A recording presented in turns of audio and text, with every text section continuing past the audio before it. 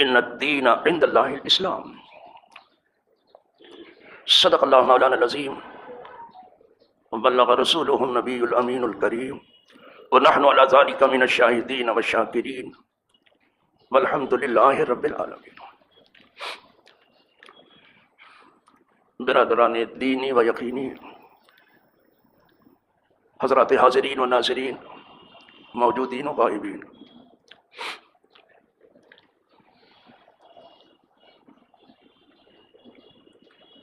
یہ عنوان عظیم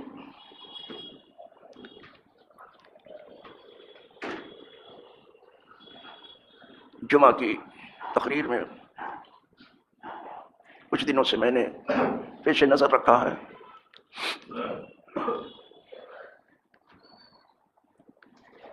عنوان بہت بڑا ہے اور میں اور میرا علم بہت چھوٹا ہے۔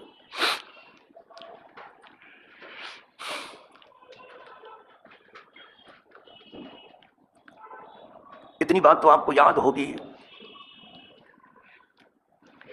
کہ میں نے اس سلسلے میں حدیث جبریل پیش کیا تھا۔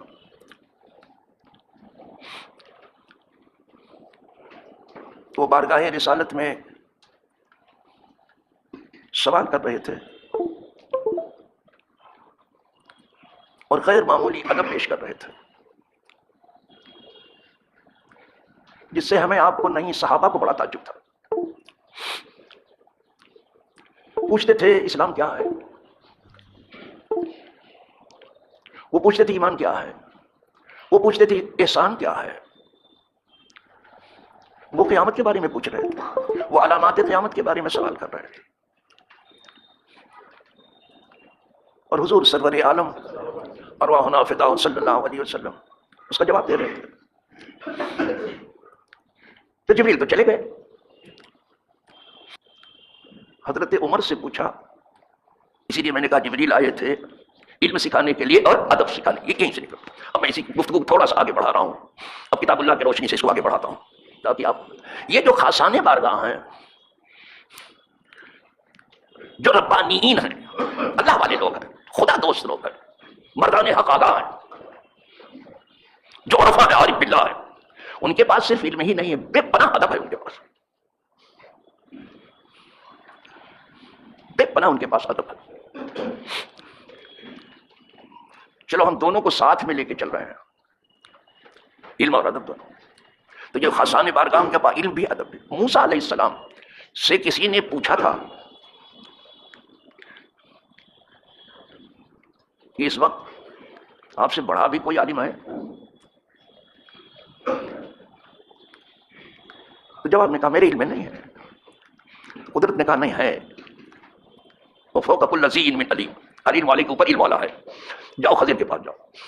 بھیجا گیا حضرت، گئے موسیٰ علیہ السلام کبھی تھکے نہیں تھے، بہت طاقت ہوتی ہے انبیاء کو، لیکن خضر کی تلاش میں اتنا چلے تھے کہ پہلی بار تکان آئی تھی، علم کی راہ میں آئی تھی، کبھی نہیں تھکے تھے، بہت چلتے تھے انبیاء کو، بہت علم کی راہ میں۔ یہاں مفت میں ملتا ہے کوئی لینے کے لیے تیار نہ سمجھتے، بس ہوتا ایسے ہو رہا ہوگا، ٹھیک ہے سمجھو جی، رہو خط میں مبتلا، تھک گئے۔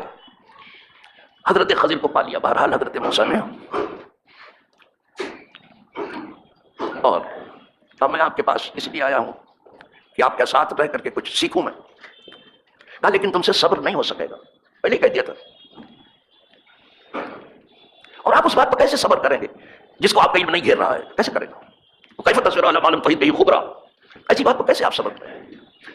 حضرت موسیٰ نے کہا میں انشاءاللہ صبر کروں گا اور آپ کی کسی بات کی مخالفت نہیں کروں گا۔ کہا اچھا ٹھیک ہے، نہیں کریں گے تو ٹھیک ہے۔ پھر وہ پیش آیا جو آپ سن چکے ہیں، وہ پڑھ چکے ہیں، اور اس کو کھولنے جاؤں تو پھر کہیں رہ جاؤں گا، جو بات کہنے چلا وہ نہیں کہہ سکوں گا۔ پھر کشتی میں سوار ہو گیا۔ جب ان اللہ والوں نے دیکھا، وہ غریبوں نے دیکھا، کشتی غریبوں کی تھی جس میں بیٹھ گئے، مسکینوں کی تھی، بیچارے غریبوں، ان سے پیسہ بھی نہیں لیا۔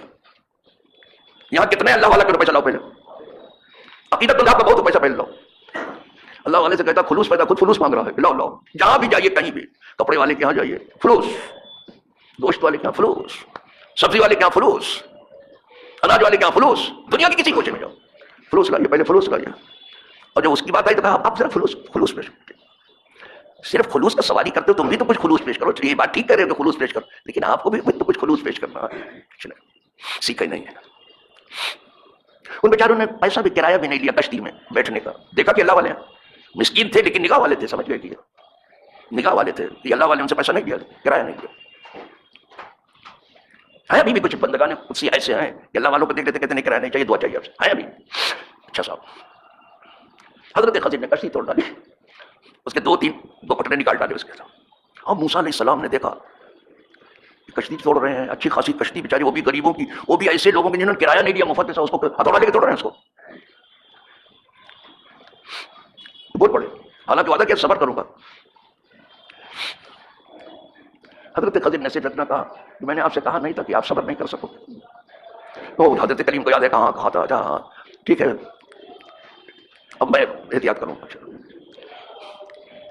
چلے حضرت خضر پھر آگے چلے. ایک بچے کو دیکھا، اس کا سر ایک دیوار سے ٹکرا دیا، بس ختم ہو گیا. وہاں بھی حضرت کریم بول رہے اچھے خاصے لڑکے کو مار دیا. کہا میں نے کہا نہیں تھا کہ میرے ساتھ صبر نہیں کر سکو. پھر حضرت کریم نے کہا ٹھیک ہے صبر کروں گا. پھر اس کے بعد ایک ایسے گاؤں میں پہنچے، ایسے شہر میں پہنچے، گاؤں نہیں تھا شہر تھا، ایسی جگہ پہ پہنچے جہاں ایک دیوار گرا چاہتی تھی.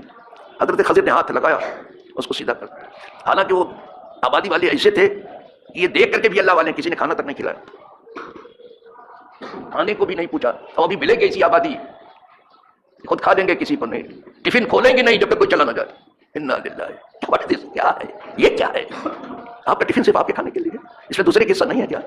یہ کیسا ٹفن ہے آپ کا جو آپ پر کھلتا ہے آپ کو بند ہوتا ہے؟ نخرا دنیا بھر کا. حضرت کریم بول پڑے کہ جو لوگ کھانے تک کو نہ پوچھے آپ ان کی دیوار کو پتہ کے سیدھی کر رہے ہیں. کریم ہے نا، یہ اتنے بخیل لوگ ہیں یہ کھانے تک کو نہیں پوچھتے. پھر حضرت خضر نے ٹوکا کہ آپ سے کہا نہیں تھا کہ آپ سے صبر نہیں ہوگا. جو علم شریعت رکھتا صبر ان چیزوں پر نہیں کر سکتا.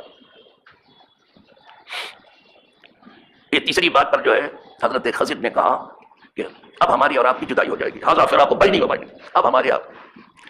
یہاں حضور نے فرمایا حدیث پاک میں تھوڑا سا اور صبر کر لیتے موسیٰ علیہ السلام تو اور علم سامنے آ جاتا، لیکن وہ صبر کرنے کے جیسا معاملہ نہیں تھا.